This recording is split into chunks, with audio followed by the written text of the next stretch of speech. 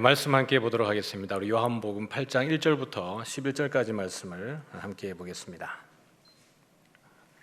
요한복음 8장 1절부터 11절까지 말씀인데요. 제가 읽을 때 눈으로 함께 읽어주시면 감사하겠습니다. 예수는 감람산으로 가시니라. 아침에 다시 성전으로 들어오시니 백성이 다 나아오는지라 앉으사 그들을 가르치시더니 서기관들과 바리새인들이 음행 중에 잡힌 여자를 끌고 와서 가운데에 세우고 예수께 말하되 선생이여 이 여자가 간음하다가 현장에서 잡혔나이다. 모세는 율법에 이러한 여자를 돌로 치라 명하였거니와 선생은 어떻게 말하겠나이까? 그들이 이렇게 말하면 고발할 조건을 얻고자 하여 예수를 시험함이로라. 예수께서 몸을 굽히사 손가락으로 땅에 쓰시니 그들이 묻기를 마지 아니하는지라. 이에 일어나 이르시되 너희 중에 죄 없는 자가 먼저 돌로 치라 하시고 다시 몸을 굽혀 손가락으로 땅에 쓰시니 그들이 이 말씀을 듣고 양심의 가책을 느껴 어른으로 시작하여 젊은이까지 하나씩 나가고 오직 예수와 그 가운데 섰는 여자만 남았더라. 예수께서 일어나서 여자 외에 아무도 없는 것을 보시고 이르시되 여자여 너를 고발하던 그들이 어디 있느냐? 너를 정죄한 자가 없느냐? 대답하되 주여 없나이다. 예수께서 이르시되 나도 너를 정죄하지 아니하노니 가서 다시는 죄를 범하지 말라 하시니라. 아멘. 네, 오늘 말씀의 제목을 저건 내려주시고요. 네, 오늘 말씀의 제목은 불 꺼진 여인의 뜰에서 라는 제목으로 좀 제목을 변경을 했습니다. 지금 자막에 나온 제목은 제가 처음에 지었던 제목이고 조금 수정을 했습니다. 왜냐하면 오늘 이 사건이 벌어지는 현장이 여인의 뜰이기 때문에 그렇습니다. 예루살렘 성전에는 이방인의 뜰도 있고 제사장의 뜰도 있고 여인의 뜰도 있습니다. 오늘 이 일이 벌어지는 현장은 여인의 뜰이기 때문에, 그리고 초막절 마지막 날 큰 잔치가 끝나고 나면 그 여인의 뜰에 불이 꺼지기 때문에 불 꺼진 여인의 뜰에서라는 제목을 붙여봤습니다. 우리 행정 목사님이 영화 제목 같다 이렇게 얘기했는데요. 영화 같은 내용이죠, 사실은. 오늘 이 본문을 저와 함께 다뤄보겠습니다.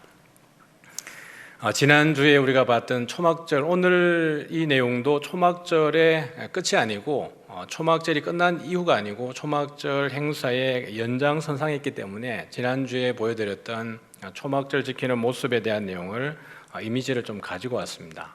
그래서 지난 시간에 보여드렸던 부분이죠. 시내가에 있는 버드나무 가지를 잘라서 제단 그 기퉁 위에 세웠고, 그다음에 제단 위에서 한 명은 물을 붓고 한 명은 포도주를 붓는 장면에 대한 이야기를 했습니다. 그래서 이거 보면 이제 버드나무가 제단 쪽으로 기울어져 있고 한 명은 물을 붓고 한 명은 포도주를 붓는 장면이 기록이 되어 있는데, 찾다 보니까 이제 이미지가 있어서 여러분에게 보여드립니다.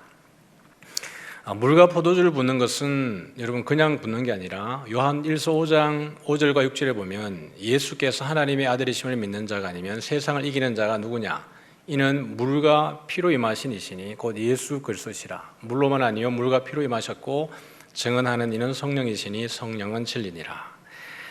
초막절, 절기는 오실 예수님에 대한 그림자고 모형이라고 그랬습니다. 그리고 모든 절기의 실체는 예수님이라고 이야기를 했어요. 초막절이 가지고 있는 것은 구원의 완성, 구원의 큰 기쁨을 누리는 절기인 겁니다. 그래서 이게 물과 포도주를 붓는 사건은 이들의 입장에서는, 유대인의 전통적 입장에서 보면 자기들이 예로부터 흘러왔던 전통을 따른 것일 수 있지만, 하나님의 구속 사역을 보면 물과 포도주를 붓는 것은 그냥 붓는 것이 아니라 오시는 예수님의 구속에 대한 그림을 모형으로 보여주고 있는 것이고, 예수님은 여기에 대한 성취하신 분으로 오셨다는 것을 이 초막절 절기 가운데에서 우리에게 보여주고 있는 것이죠. 그래서 제단 위에 붓는 이 물의 근원지는 도대체 어디인가라고 보면 실로암에서 이 물을 떠오게 되고, 실로암에서 물을 떠서 올라올 때에 수문에 도착할 때 레위인들이 나팔을 불게 되면 거기에서 물과 포도주를 붓는다라고 합니다. 그래서 지난주에 보았던 이 예루살렘에 대한 지도 가운데에 여러분이 볼 때 오른쪽 상단에 있는 다윗의 성에 대한 부분을 오른쪽으로 좀 떼서 분리를 해보면 실로암의 위치와 수문의 위치를 여러분에게 좀 함께 나누기를 원합니다.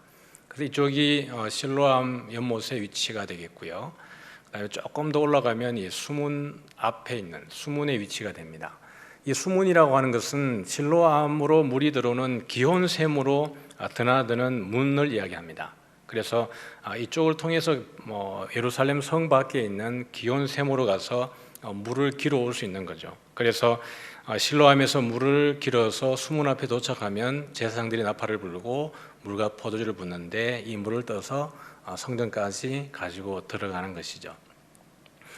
그러면 이 성경은 여러분들 기록되어질 때 사실은 허투루 기록된 것이 아무것도 없습니다. 모든 것이 예수님에 대한 이야기로 가득 차 있는데요. 이스라엘 백성들이 바벨론에서부터 페르시아로부터 포로로 귀환을 했을 때 성전을 재건하고 또 신앙 개국 운동을 하고 성벽을 재건할 때 그때에도 이들이 모였던 것이 수문 앞에 모였습니다.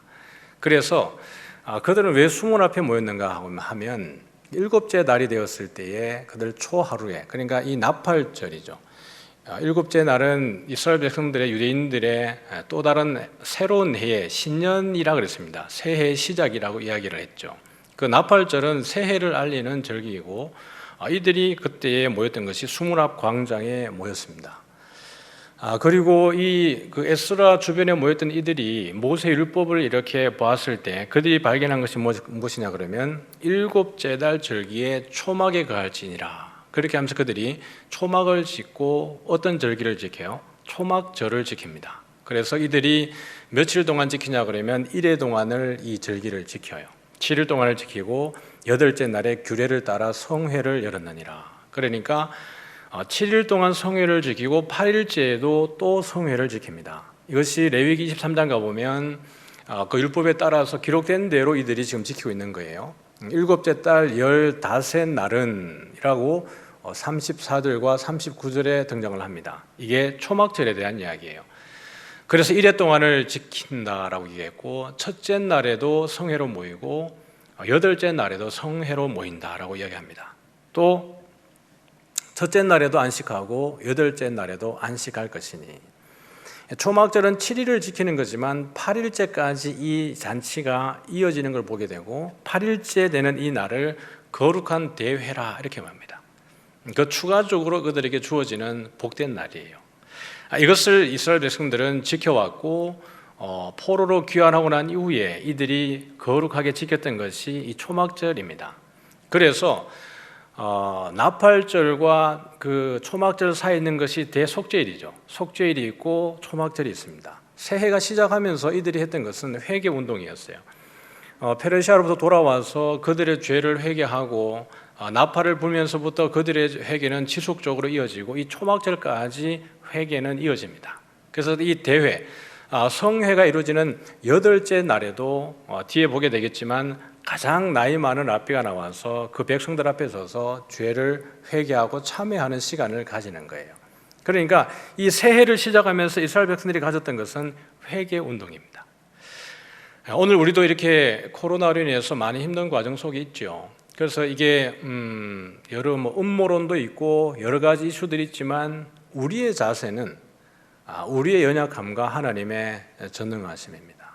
그래서 우리가 이 기간을 통해서 더욱더 우리 자신을 하나님 앞에 거룩하게 정결하게 드리는 시간들이 필요한 거예요. 함부로 이것을 누구에게 대입해서 어떻게 평가하고 판단하는 게 아니라 우리 자신이 하나님 앞에 겸비해지는 시간이 되어지기를 주님의 이름으로 축복합니다. 이 고난 가운데의 하나님의 뜻은 도대체 무엇일까? 전 세계 가운데에 또 우리 가운데에 나 안에서 하나님이 원하시는 메시지는 무엇일까? 저는 그런 생각을 많이 합니다. 이 보이지 않는 세균 덩어리, 코로나. 이 모든 것들을 두려워한단 말이죠. 보이지 않지만 부정할 수 없는 이 존재가 이번 이 코로나를 통해서 더더욱 선명하게 드러나게 되고 오늘 우리가 이 비대면으로 예배드리는 이 사실도 이 코로나가 바이러스가 존재하고 있다는 것을 우리 스스로도 인정하고 있는 것이에요. 우리 하나님도 어느 누구에게도 보이지 않지만 하나님이 살아계시다는 것을 우리가 알고 있습니다. 이것이 우리들만의 고백이 아니라 이 코로나로 인해서 믿지 않는 이들에게도 하나님의 하나님 되심이 드러나기를 간절히 소원하는 것입니다. 여호와의 영광이 물이 바다를 덮음같이 여호와의 영광을 인정하는 것이 온 세상에 퍼져나가는 은혜가 이런 어려움 가운데 오히려 일어나기를 간절히 소원하는 것입니다. 이들이 초막절을 지키는 가운데에 구원의 즐거움만 누렸던 것이 아니라 그들의 죄를 회개하는 운동을 이들이 가졌다는 것을 잊으면 안 되겠죠. 그러나 이 초막절 큰 잔치에 초막절에 맞지 않게 행동하는 유대 지도자들이 있었던 것입니다. 바리새인과 대제사장들이었는데요. 이 아래 사람들을 보내어서 예수님을 잡아오겠죠. 그런데 그들이 잡아오지 않았습니다. 어찌하여 잡아오지 아니하였느냐라고 이야기를 했습니다. 이들의 목적은 예수님을 죽이기 위한 목적이었죠. 그들이 돌아와서 하는 이야기가 그 사람이 말하는 것처럼 말하는 사람이 이때까지 없었나이다. 그랬더니 바리새인 중에 너희도 미혹된 자가 있느냐 이렇게 합니다. 그러면서 당국자들이나 바리새인 중에 그를 믿는 자가 있느냐, 율법을 알지 못하는 이 무리는 저주를 받은 자로다. 이게 지금 누가 얘기하고 있어요? 바리새인들이 이야기하고 있어요. 그리고 대제사장들이 함께 이 스탠스를 취하고 있고, 이후에는 8장에 가보면 서기관이 등장을 합니다. 예수님이 지금까지 계속해서 유대인들에 대해서 책망하는 것이 뭐냐 그러면 모세를 알지 못하고 모세의 글을 믿지 않는다라고 지적을 해왔습니다. 그런데 바리새인들이 말하는 것이 율법을 알지 못하는 이 무리는 저주받은 자라는 거예요. 그러면 아주 이게 아이러니하게도 넌센스죠. 바리새인들이 사실은 자기들의 입으로 자기들의 상황을 이야기하고 있는 거예요. 율법을 알지 못하는 자는 저주받은 자로다. 누구예요? 자기들에 대해서 자기들이 저주하고 있는 것을 모르고 있어요. 그러면서 오히려 예수님을 믿는 자, 또 예수님에 대해서 이들이 잡아서 죽이려고 하고 있는 자기들의 모순됨을 보는 겁니다. 그리고 지금 이들이 하고 있는 이 절기가 어떤 절기예요? 초막절이라는 이 절기를 잊으면 안 됩니다. 초막절은 모든 사람이 구원에 참여하는 날이에요. 그럼에도 불구하고 이 바리새인들 대제사장들은 누군가를 죽이기 위해서 혈안이 되어 있다는 것을 봐야 돼요. 그래서 이 스토리가 나중에 8장 하반절로 가면 누구에까지 연결이 되죠? 사탄은 거짓의 아비다. 거기까지 연결이 되어지는 겁니다. 그러면서 우리 니고데모가 등장을 하죠. 그러면서 니고데모가 하는 얘기가 이런 얘기죠. 우리 율법은 사람의 말을 듣고 그 행한 것을 알기 전에 심판하느냐? 밤에 나왔던 니고데모였습니다. 3장에. 그런데 어떻게 보면 니고데모도 율법에 능통한 사람이었죠. 그러나 그 사람이 예수의 말만 듣고 판단하는 게 아니라 예수님과 대화해보고 예수님이 행하시는 이적과 표적을 니고데모가 그들이 관찰하는 가운데에 이분이 메시아라는 분을 니고데모는 알고 있는 거예요. 그래 이야기했더니 그들이 하는 얘기가 너도 갈릴리 사람이냐? 갈릴리에는 그런 선지자가 날 수 없다라고 이야기를 하고 있는 것이죠. 나중에는 이 예수님의 장례에 참여하는 것이 니고데모라는 것을 우리는 기억할 필요가 있습니다.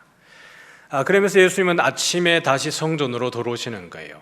그렇게 하고 난 이후에 8장의 스토리가 진행이 되어집니다. 여러분 성경에 보면 7장 마지막 절부터 8장 11절까지 아마 박스가 터지는 걸 보게 될 겁니다. 그것은 어떤 사본에는 있고 또 어떤 사본에는 없다라는 내용입니다.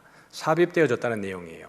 그럼에도 불구하고 이 부분을 우리가 간과할 수 없는 것은 성경 안에 포함이 되어져 있고 이 스토리가 초막절 마지막 날 사건에 아주 중요하고 이 스토리가 설명되어질 때 8장 12절이 더 선명하게 드러나기 때문에 이 내용들을 다루고 지나가는 겁니다. 그래서 어떤 주석에 보면 아예 이 부분에 대한 주석이 통째로 빠져 있는 것도 볼 수가 있어요. 그럼에도 불구하고 오늘 저는 여러분과 함께 이 내용을 다루고 지나가도록 하겠습니다. 예수께서 감람산으로 가신 거예요. 왜 감람산으로 가셨냐 그러면 이 감람산은 그냥 가신 게 아니죠. 초막절의 의미와 감람산, 예수님이 산으로는 자주 가셨는데 감람산으로 가셨다라고 표현된 것은 아마 예수님의 공생애의 말년에 가서야 등장을 하게 됩니다. 초막절의 마지막 날 그 큰 잔치가 있을 때 예수님은 감람산으로 가셨어요. 모든 사람들이 축제를 즐기고 있을 때 예수님은 그 산으로 가신 겁니다. 이 산에서 어떤 일이 일어났냐 그러면 사도행전 1장 9절과 12절을 말씀 읽어보면 이 말씀을 마치시고 그들이 보는 데서 올라가시니 구름이 그를 가려 보이지 않게 하더라. 제자들이 감람원이라 하는 산으로부터 예루살렘에 돌아오니 예수님이 부활하시고 난 이후에 제자들과 40일을 함께 지내시고 난 이후에 그들이 보는 가운데에서 승천하시는 곳이 감람산이고 다시 오시마에 대한 약속을 하신 곳이 감람산입니다. 그러므로 초막절 마지막 날 예수님이 그냥 산으로 간 게 아니라 감람산으로 가셨다는 것은 아주 중요한 의미를 우리에게 보여주고 있는 것이죠. 그러고 난 이후에 아침에 다시 성전으로 들어오셨는데, 이 아침은 초막절 큰날 관제 축제가 끝난 다음 날 아침입니다. 이 마지막 축제는 일곱째 날 저녁부터 시작을 해서 여덟째 날 아침까지 마지막 날 큰 축제가 이루어지는데, 이 잔치는 밤샘 축제입니다. 모든 성도들이, 모든 백성들이 모여서 여인의 뜰에서 이 축제를 즐기는 겁니다. 그 여인의 뜰에는 등대가 밝혀지는 거예요. 그래서 이 예수님이 아침에 다시 성전으로 들어오셨다는 것은 여덟째 날 아침을 이야기하는 거고, 유대인들에게 8이라고 하는, 8이라고 하는 숫자는 새로운 시작입니다. 그래서 예수님이 아침에 다시 성전으로 들어오셔서 백성이 다 나오니까 앉으사 그들을 가르치시더니라고 하는 것은 우리 산상복음에서도 등장을 하고 오병이의 기적을 설명할 때도 거기에서 등장을 하는 내용이죠. 앉으사 가르친다는 것은 예수님의 스승과 제자들에 대한 이야기를 보여주고 있는 거예요. 그래서 새로운 나라에 대한 시작을 그 백성들에게 선포하고 있는 현장을 보여준 하나의 모습이기도 합니다. 그래서 팔복은 단순히 우리가 예수 믿는 사람이 누리는 황금률, 산상수훈이라고 정도 생각하지만, 팔복이라고 하는 것 자체가 새로운 하나님의 나라의 백성들이 지켜야 되는 율법이라는 뜻입니다. 팔복이에요. 유대인들은 7은 완성이고 8은 새로운 시작입니다. 그래서 5장과 6장과 7장에 있는 마태복음의 산상수훈은 그냥 복음이 아니라 새로운 하나님의 나라에 소속된 사람들이 어떻게 살아가야 되는지에 대한 율법을 설명하는 것이 팔복이고 산상수훈입니다. 그러므로 이 아침, 여덟째 날 아침에 성전으로 들어오셔서 백성들에게 가르치시는 예수님의 모습은 새로운 새 하나님의 나라, 새로운 나라의 시작을 그들에게 알려주는 퍼포먼스를 보여주고 있는 것이에요. 근데 그때 등장하는 것이 누구냐면 서기관들과 바리새인입니다. 서기관은 공관복음서에는 여러 번 등장하지만 요한복음에서는 여기가 유일하게 등장을 하고 있어요. 그러면 서기관이 왜 이 타이밍에 등장을 하게 되는 걸까요? 지금 지속적으로 유대인들과 예수님 사이의 논쟁은 뭐예요? 모세의 율법입니다. 이스라엘 백성들이, 유대인들이 너희들이 그런 절기를 그렇게 지켜오지만, 율법을 지켜오지만 정작 너희들이 모세를 믿지 않는다. 모세를 믿었더라면 나를 믿었을 것이다. 왜냐하면 모세에 기록한 모든 성경이 나에 대해서 증거하고 있고 그는 나에 대해서 기록했기 때문이다라는 거예요. 그럼에도 불구하고 그들이 믿지 않았는데, 이 사람들이, 서기관과 바리새인들이 예수님을 시험하기 위해서 음행 중에 잡힌 여자를 데리고 나왔습니다. 그러면서 동행시킨 것이 서기관이에요. 서기관이 누구예요? 율법에 대해서 능통한 자입니다. 율법을 기록하고 가르치는 자였어요. 그러니까 모세 율법을 딱 들고 바리새인들과 대제사장들만 온 게 아니라 서기관을 대동했다는 것은 이 율법을 들이밀고 여인을 데리고 왔을 때 예수님이 빠져나갈 구멍이 없다라는 것은 확신 가운데에 서기관을 대동을 해온 거죠. 그 모습을 볼 수가 있습니다. 이렇게 하면 고발할 조건을 얻고자 하여 예수를 시험하기 위해서 데리고 온 겁니다. 그래서 요한복음에 등장하는 모세와 율법에 대한 이야기는 어떻게 등장을 하고 소개되어지는지 한번 보죠. 모세 율법에 대한 이야기는 예수님도 많이 인용하셨고 제자도 인용하셨고 오늘 서기관과 바리새인도 모세와 율법을 가지고 이야기하는 거예요. 그러니까 이들 가운데에 뜨거운 감자가 모세와 율법에 대한 내용인 겁니다. 그 1장의 요한복음의 서론을 보면 율법은 모세로 말미암아 주어진 것이요 은혜와 진리는 예수 그리스도로 말미암아 온 것이라. 분명히 예수님은 율법은 누구로부터 온 거라 그러죠? 모세로부터 온 것이라 그럽니다. 그런데 예수님 말씀하실 때 모세는 누구에 대해서 기록했다 그래요? 예수님에 대해서 기록했다 그래요.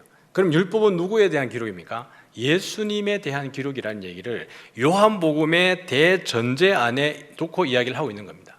제자들도 예수님도 이 이야기를 유대인과의 관계 속에서 지속적으로 설명을 하고 있는 것이에요.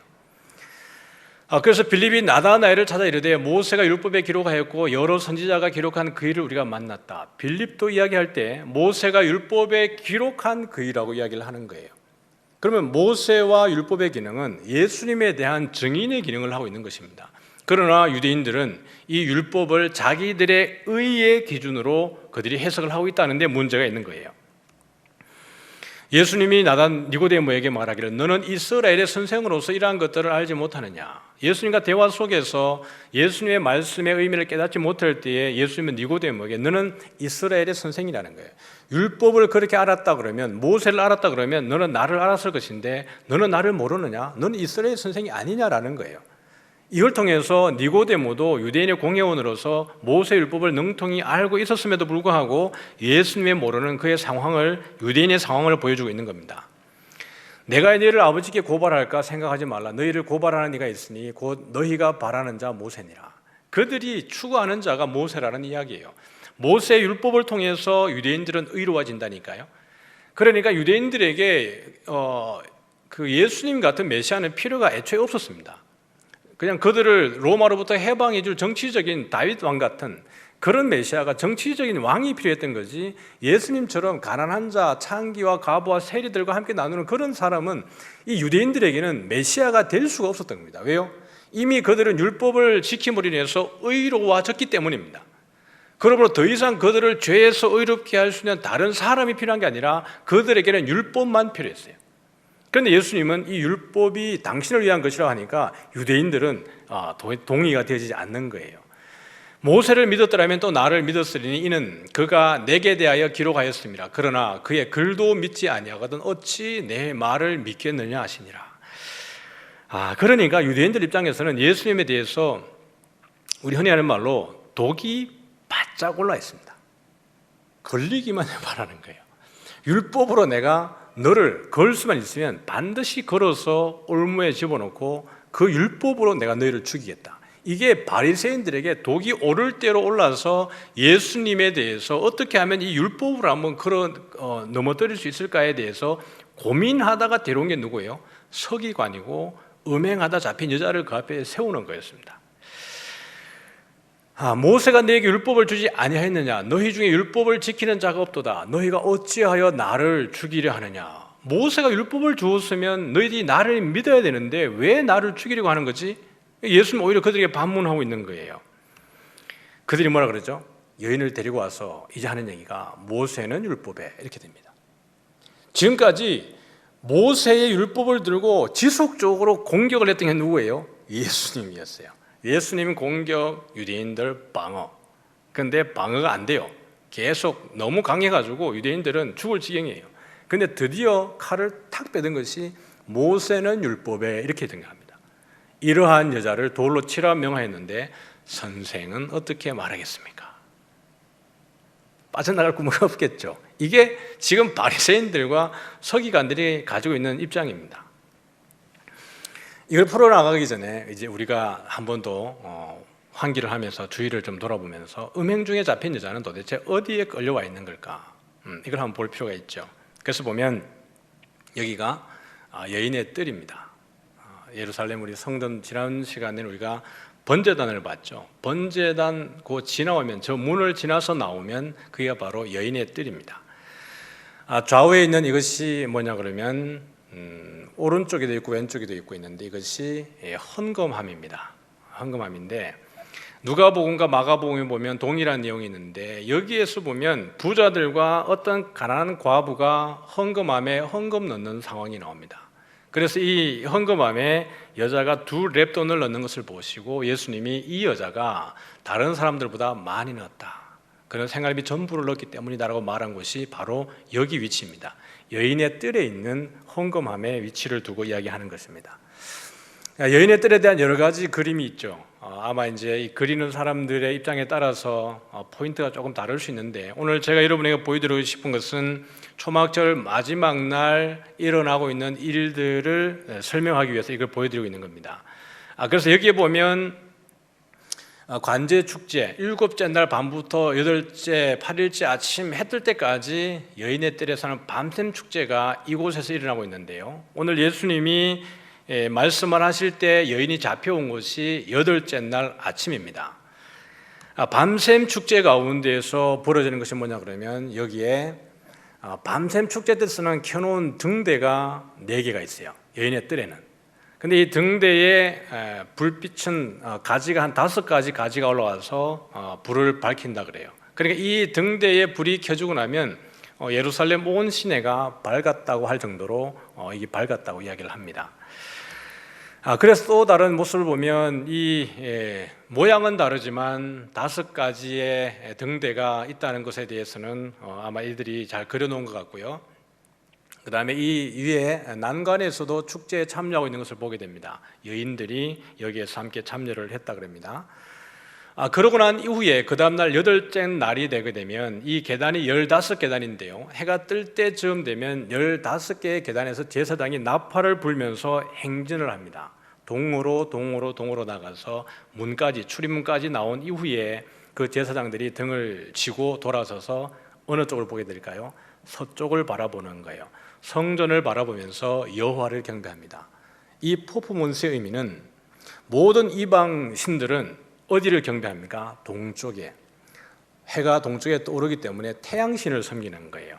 그러나 이 제사장들이 하는 퍼포먼스는 우리는 태양신을 섬기는 게 아니라 오직 서쪽에 있는, 그 반대편에 있는 여호와를 섬기겠다라고 하는 그런 퍼포먼스를 통해서 하나님께 경배하는 시간이 8째 날 아침에 벌어진다는 겁니다. 그러면서 참회의 외침이 일어나고 있는데, 이때 보면 초막절 마지막 밤샘 축제가 끝나고 나면 가장 나이 많은 랍비가 참회의 외침을 하는 거예요. 왜 가장 나이 많은 랍비가 이 참회의 외침을 하냐 그러면, 나이가 많은 만큼 죄가 많다는 거예요. 오래 살았으니까 죄가 많다는 거죠. 그 많은 죄를 가장 많은 랍비가 어치게 되면 그 군중들이 함께 호응하고 장단을 맞추면서 함께 하나님께 참회하고 경배하는 시간이, 이 초막절이 마지막 밤이 새고 나면 새로운 아침이 밝았던 8째 날 일어난 일입니다. 그러니까 이 8째 날은 어떤 날이라고 그랬죠? 거룩한 대회라고 그랬습니다. 그날은 안식일이고 성회로 모이라 그러고 한 날이에요. 그러니까 구원의 기쁨을 사실은 누리는 날이 8째 날인 겁니다. 그래서 하나님께 죄 용서에 대한 감사의 찬양이 있는 날이 이 날입니다. 그리고 이 마지막 날은 구원의 완성의 은혜를 누리는 날인 거거든요. 그래서 거룩한 대회고 안식의 날이고 새로운 날의 출발입니다. 8일이니까요. 그런데 이 구원의 날에 음행하던 여인이 등장을 합니다. 왜요? 바리새인과 서기관이 이 여인을 잡아서 예수님 앞에 세웠기 때문에 그래요. 이 여인을 잡아온 이들은 누구며 왜 그렇게 했는가요? 많은 사람들은, 대부분의 모든 사람들은 이 절기에 참여하기 위해서 지금 어디 와 있어요? 여인의 뜰에서 구원의 즐거움에 참여하고 있는데, 여기에 참여하지 않은 자들이 누구라는 이야기입니까? 바리새인과 서기관들이었어요. 그들의 관심은 뭐였습니까? 구원의 축제에 참여하는 데 관심 없었어요. 오직 예수님을 올무에 빠뜨릴 그 근거를 찾기 위해서 밤새 돌아다니다가 어쩌면 음행하던 여인을 잡아서 그 앞에 끌고 온 겁니다. 유대인들은 이 관제의 축제, 마지막 7째 날 밤과 그 8째 날 날이 새는 그 사이의 밤에 축제에 참여하지 않는 자는 구원의 즐거움에 참여하지 않는 자라고 그들은 명명을 했다고 해요. 그러니 바리새인과 서기관들은 그 구원의 즐거움에 참여하는 것보다 오히려 초막절의 본질적 의미인 모든 죄가 사하고 구원의 완성됨에 대한 그 날을 완전히 역순으로 가서 그것을 뒤집어 버리는 것이 오늘 바리새인과 서기관들의 행태입니다. 그들의 그랬던 이유는 고발할 조건을 얻고자 하여 예수를 시험하는 것이 그들의 유일한 목적이었어요. 그래서 서기관들과 바리새인들이 음행 중에 잡힌 여자를 끌고 와서 그 가운데에 세우고 한 얘기가, 모세는 이러한 여자를 돌로 치라 명하였거니와 선생은 어떻게 하겠나이까. 그래서 실질적으로 레위기 20장과 신명기 22장에 가보면 그들이 말했던 상황이 그대로 연출이 되어집니다. 누구든지 남의 아내와 간음하는 자, 곧 그의 이웃의 아내와 간음하는 자는 그 간부와 음부를 반드시 죽여지니라. 그 동침한 남자와 그 여자를 둘 다 죽여 그들을 돌로 쳐 죽일 것이니. 그런데 여러분, 하나 문제가 있죠. 분명히 간음하다 잡히면 남자든 여자든 둘 다 데리고 와서 죽이라고 그랬는데, 지금 이들이 데리고 온 것은 누구만 데리고 왔어요? 여자만 데리고 왔습니다. 남자가 아주 재빨라서 도망갔는지, 아니면 바리새인과 서기관들이 남자를 두고 여자만 데리고 왔는지 모르겠지만, 이들이 하는 말에 모세는 율법에 어떻게 합니까? 이러한 여자를 돌로 치라고 말했지만 율법은 뭐라고 하죠? 간부와 음부를, 그 둘 다를 죽이라고 이야기한 거예요. 그러니까 바리새인들과 서기관들 자신들도 지금 율법을 지키고 있어요, 안 지키고 있어요? 안 지키고 있는 겁니다. 그러려고 그러면 그 남자를 놓쳤으면 여자도 데리고 오면 안 되죠.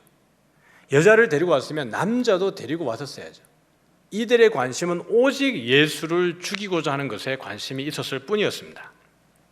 이때에 예수님께서 몸을 굽히사 손가락으로 땅에 쓰시니 그들이 묻기를 마지 아니하는지라 이에 일어나 이르시되 너희 중에 죄 없는 자가 먼저 돌로 치라 하시고 다시 몸을 굽혀 손가락으로 땅에 쓰시니.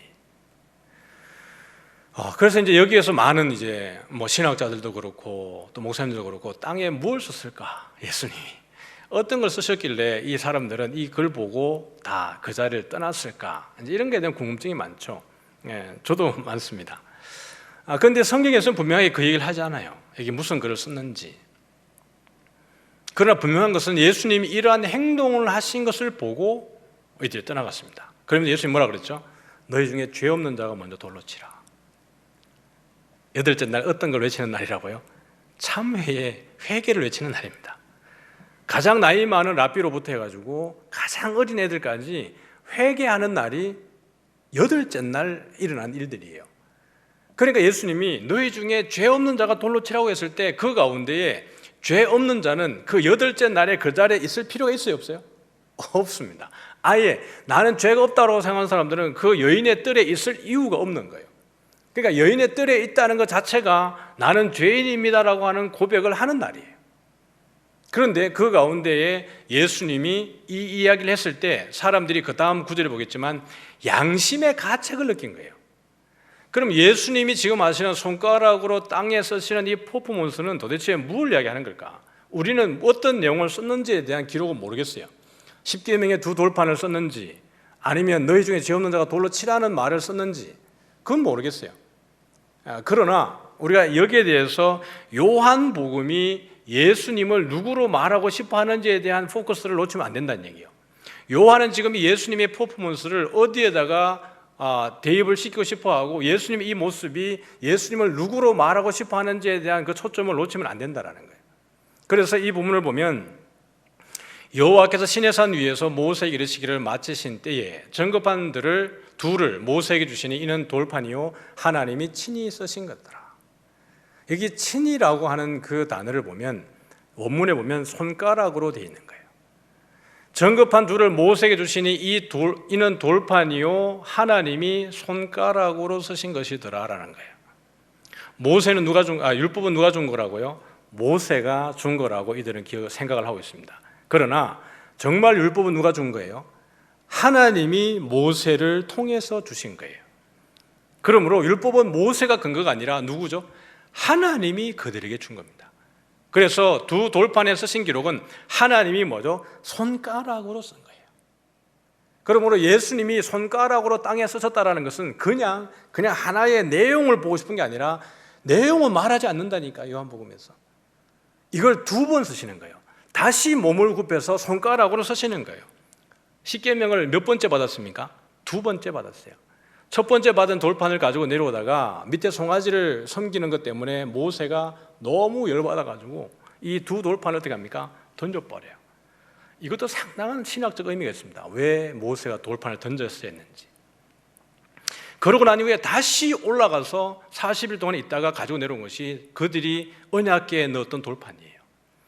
그들이 가지고 있는 그 돌판은 하나님이 친히 쓰신 그것을 두 번째 받아서 내려온 것이 그 돌판입니다. 예수님이 지금 두 번이나 손가락으로 땅에 쓰시는 거예요. 다니엘서 보면 벨사살 왕이 교만해서 하나님을 인정하지 않고 그의 자만에 빠져서 술을 마시고 축제하고 있을 때에 그때에 사람의 손가락들이 나타나서 왕궁 촛대 맞은편 석회벽에 글자를 쓰는데 왕이 그 글자 쓰는 손가락을 본지라.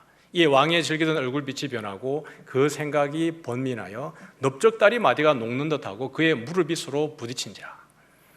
갑자기 벽에 나타나서 글을 쓰는 것이 있었는데 손가락을 본 거예요.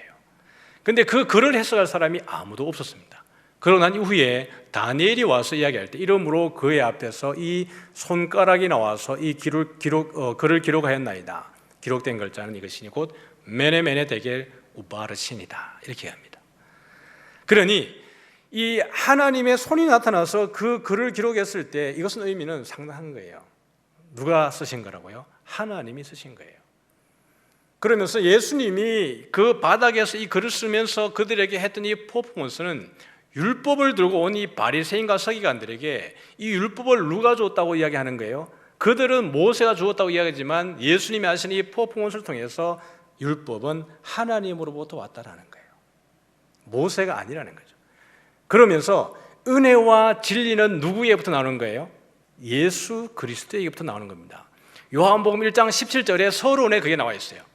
율법은 모세로 말미암아 주어진 것이요 은혜와 진리는 예수 그리스도로 말미암은 것이라. 그들이 보기 좋게 예수님을 올무에 가둘 마음으로 율법을 들고 나왔지만 실질적으로 예수님이 뭐라 그러는 거예요? 그래, 너희들은 모세의 율법을 들고 나왔지만 나는 은혜와 진리를 베푸는 자라는 것을 보여주고 있는 거예요. 죄 용서는 누구만 하는 거죠? 하나님만이 죄 용서를 할 수 있는 거예요. 그래서 그들이 이 말씀을 듣고 뭘 느껴죠? 양심의 가책을 느끼는 거예요. 바울은 이렇게 얘기합니다. 무릇 율법 없이 범죄한 자는 율법 없이 망하고 율법이 있고 범죄한 자는 율법으로 말미암아 심판을 받으리라. 하나님 앞에서는 율법을 듣는 자가 의인이 아니요 율법을 행하는 자라야 의롭다 하심을 얻으리니 율법 없는 이방인이 본성으로 율법의 일을 행할 때는 이 사람은 율법이 없어도 자기가 자기에게 율법이 되나니 이런 이들은 그 양심이 증거가 되어 생각들이 서로 혹은 고발하며 혹은 변명하여 그 마음에 새긴 율법의 행위를 나타내느니라. 이들이 율법을 붙들고 있고 모세의 율법을 지킨다라고 생각하고 그들은 의인이라고 생각하지만 예수님은 그들을 의인이라고 말한 적이 없습니다. 바울도 바리새인이요 유대인 중에 유대인이었습니다. 그가 말하기를 율법을 듣는 자가 의인이 아니고 율법을 행하는 자라야 의롭다라고 이야기를 하고 있는 거예요. 그러나 서기관과 바리새인들은 듣는 데 익숙해서 했을지 모르지만 그들이 행위적으로 했을지 모르지만 더 중요한 바 의와 인과 신은 버린 자들입니다. 그러므로 은밀한 의미에서 보면 이들은 율법을 행하는 자가 아닌 것이에요. 그래서 예수님이 그 땅에다가 손가락으로 글을 쓰시고 죄 없는 자가 먼저 돌로 치라고 이야기했을 때 그들의 양심의 가책을 느낀 거예요. 율법으로서 가책을 느낀 게 아니라 그들에게는 율법은 관심 없는 거예요. 율법은 하나의 퍼포먼스에 지나지 않습니다. 그들의 양심이 율법이 없어도 모든 자연인에게도 하나님 주신 인류 보편적 가치가 뭐예요? 양심이에요. 그래서 우리가 율법이 없는 자들도 그들이 죄책을 느끼는 이유는 하나님이 사람을 지으실 때에 인류 보편적 가치를 누구에게나 주셨기 때문에 그렇습니다. 그 사람들이 사람이기 때문에 양심의 가책을 느끼고 그 다음에 어떻게 되죠? 어른으로부터 시작해서 젊은이까지 하나씩 그 자리에 나가는 거예요. 왜 어른부터 나갔을까요? 나이 많은 라비부터 제일 얘기했죠. 제가 제일 많다고 생각한 거예요. 그랬더니 가장 나이 많은 사람부터 그 자리를 떠나가고 젊은이까지라는 말은 죄가 제일 적다라고 하는 그 사람들까지도 그 길을 떠날 수밖에 없었어요. 왜요? 죄 없는 자가 돌로 치라 그랬으니까요. 율법은 모세가 준 게 아니라 율법은 그들이 믿는 여호와 하나님께로부터 왔기 때문에 그래요. 예수가 지금 누구라고 말하고 있는 거예요? 예수가 하나님이라는 것을 그들에게 보여주고 있는 겁니다. 이미 그 앞에서 일어난 여러 가지 표적과 기사와 사건들을 통해서 예수님이 해석을 했고 유대인들이 해석한 것을 통해서 충분히 예수님이 누구인가를 이 행위 가운데서 보여주고 있는 겁니다. 그래서 오직 예수와 그 가운데 섰는 여자만 남게 된 거예요. 너를 고발하던 그들이 어디 있느냐? 너를 정죄하던 자들이 이제 없느냐? 묻는 거예요. 뭐예요? 참소하는 자가 없어진 거예요. 누구와 있기 때문에? 예수와 그 여인만 있기 때문에 참소하는 자가 없어요. 여기 참소하는 자는 누구의 속성이에요? 사탄의 속성입니다. 예수 안에 있는 자에게 결코 정죄함이 없는 줄 믿으시길 바랍니다. 이 여인과 예수님만 남은 거예요. 이 의미가 뭐예요? 초막절의 본질입니다. 초막절에는 정죄하는 날이 아니에요. 초막절은 모든 사람이 구원을 받고 회개하고 자유를 얻는 날이 초막절의 마지막 날 8째 날이에요. 그래서 새로운 나라의 시작이에요. 하나님의 나라의 새로운 출발이 8째 이루어지는 거예요. 그래서 예수와 여자만 남았다는 것은 참소하는 자가 사라진 것, 말씀드렸죠. 새로운 에덴은 죄를 지을 수 있는 가능성 자체가 없어지는 나라가 새로운 하나님의 나라예요. 그것을 우리에게 보여주고 있는 것입니다. 그래서 오늘 다음 주에 우리가 보게 되겠지만 사탄에 대한 이야기를 보게 될 거예요. 너희는 너희 아비 마귀에게서 났으니 너희 아비의 욕심대로 너희도 행하고자 하느니라. 그는 처음부터 살인한 자요 진리가 그 속에 없으므로 진리에 서지 못하고 이렇게 얘기합니다. 그는 거짓말쟁이요 거짓의 아비다. 이게 누구 편에 있다는 거예요? 바리새인과 서기관과 대제사장들에 대해서 예수님이 하고 있는 이야기예요. 너희 아비는 마귀다라는 거예요. 누구의 소속이냐라는 문제죠. 그렇게 하면서 예수님은 바울은 우리에게 이렇게 합니다. 나도 너를 정죄하지 아니하노니 가서 다시는 죄를 범하지 말라. 바울이 그러므로 이제 그리스도 예수 안에 있는 자에게는 뭐죠? 결코 정죄함이 없다. 할렐루야. 오늘 이 여자와 예수님만 남았다라는 것. 8째 날 여러분 이 아침에 딱 해가 떴을 때 그 밤새 비추고 있던 그 등대 4개는 불이 꺼졌어요. 그 불이 꺼졌을 때 예수님이 외치는 메시지가 뭐예요?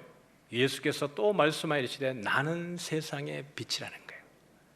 너희들이 이 초막절을 매년 지키고 매년 7째 저녁부터 8째 아침까지 밤새워서 이 여인의 뜰을 밝혔던 이 불. 그런데 이 불은 그 다음 날이 되면 꺼지게 돼 있어요. 이 불이 딱 꺼졌을 때 이 간음하다가 잡혀온 여자에게 그 하나님이 정죄하지 않고 그에게 자유를 선포하고 죄 사함을 허용하고 난 이후에 이 여인의 상태가 어둠의 상태 아닙니까? 간음하다 잡혀서 거기에 딱 놓인 상태가 이 여인에게서는 절망적인 상황이에요. 그리고 초막절에 그 아침에 불이 딱 꺼졌을 때 그들이 참여할 수밖에 없는 상황, 그들의 어두운 유대인들의 이스라엘 백성들의 영적인 상황이 바로 어둠 아닙니까? 그게 니고데모가 예수님께 나왔던 상황 아닙니까?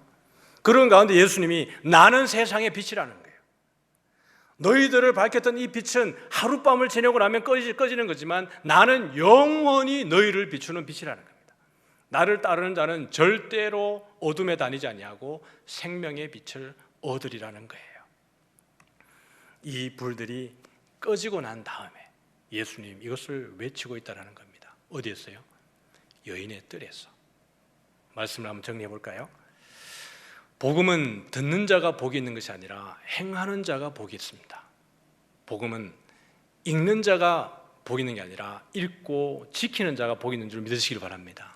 오늘 바리새인과 대제사장들과 서기관들은 율법에 능통했지만 또는 여러분 우리가 복음을 듣기는 많이 듣지만 우리의 삶으로 실천되어지지 않는 것, 그것은 복이 아닙니다. 복음을 듣고 이 복음을 어떻게 하든지 죄와 싸우되 피 흘리기까지 싸우고 그 다음에 어렵지만 내 자신과 싸워가면서 이 복음이 내 삶의 현장으로 드러나지게 되어지는 것, 이게 복이 있는 인생입니다. 이런 어려울 때에 정말 기독교가 지금 어려운 가운데 있지 않습니까? 이럴 때일수록 우리 이삭교회 성도들은 더더욱 내가 복음을 듣고 복음을 실천하기 위해서 우리가 그렇게 살아가고 순종하는 은혜가 있어지기를 원합니다. 이것이 복이에요. 여호와를 경외하고 그의 길을 걷는 자가 복이 있다. 그 자체가 복이라는 이야기입니다. 두 번째는 초막절은 광야의 여정을 기억하며 하나님의 열심과 은혜에 감사하는 구원의 날입니다. 여러분 내 생애의 광야의 때를 기억하면서 지금 누리는 구원의 감격에 감사할 수 있기를 바랍니다. 초막절은 그 이스라엘 백성들이 가나안 땅에 들어가서 하나님이 주신 풍요를 누릴 때에 기억하는 날이 초막절이에요. 그때를 언제 기억합니까? 광야의 때를 기억하는 겁니다. 우리가 광야에 저런 때가 있었지. 근데 하나님이 지금 그 은혜에 의해서 여기 있게 하셨구나. 다 이것이 하나님의 은혜라는 거예요. 우리 과거에 여러분 개인적으로 삶 가운데에 고난의 때가 있고 지금 이것을 구원의 감격을 누리는 상황이라면 이 구원이 얼마나 놀라운 것인지를 다시 한번 여러분 하나님께 감사했으면 좋겠고요. 지금 혹이라도 여러분이 광야를 걷고 있다 그러면 하나님이 반드시 광야 끝에 예비한 하나님의 풍요의 때가 있는 줄 믿고 믿음으로 이 광야의 길을 승리하는 우리 성도님들 되어지기를 주님의 이름으로 축복합니다. 세 번째요. 그리스도 예수 안에 있는 자는 누구든지 결코 정죄함이 없다. 누구든지. 예수 안에 있는 자는 누구든지 정죄함이 없습니다. 마지막입니다. 네 번째 같이 하고 예수님은 빛이기 때문에 우리도 세상의 빛이다. 세상의 빛이 되라가 아닙니다. 너희는 세상의 빛이 되라. 예수님은 산상수훈에서 너희는 세상의 빛이 되라고 하지 않았어요. 너희는 세상의 빛이라고 했습니다. being입니다. 존재 자체가 빛이에요. 그것이 성냥불이든 촛불이든 이 밝은 서치라이트 등에 상관없이 우리 자체가 빛이라는 거예요. 왜냐하면 우리가 누구 안에 있기 때문에 그래요. 빛 대신 예수님 안에 있기 때문에 우리 자체가 빛이에요. 산 위에 있는 동네가 숨기지 못한다 그랬어요. 그 산 위에 있는 동네라고 하는 것은 산 위에 세워지고 있는 동네는 숨겨지지 않는다는 얘기예요. 건설되어지고 있는 거예요. 우리가 제자화 되어지고 있을 때 그 자체가 숨겨지지 않는 겁니다. 우리가 예수님 믿고 이미 완전한 상태에 있는 게 아니라 여전히 주님 오시는 그날까지 지어져 가고 있는 것이 우리들입니다. 그럼에도 불구하고 우리는 세상에 숨겨지지 않는 것이에요. 그러므로 우리 일상의 삶 가운데에 빛 대신 그 예수님을 인해서 빛을 잘 드러내고 사람들이 우리를 통해서 예수님을 알아가는 놀라운 은혜의 복이 있어지기를 주님의 이름으로 축복합니다. 다 같이 우리 찬양하겠습니다.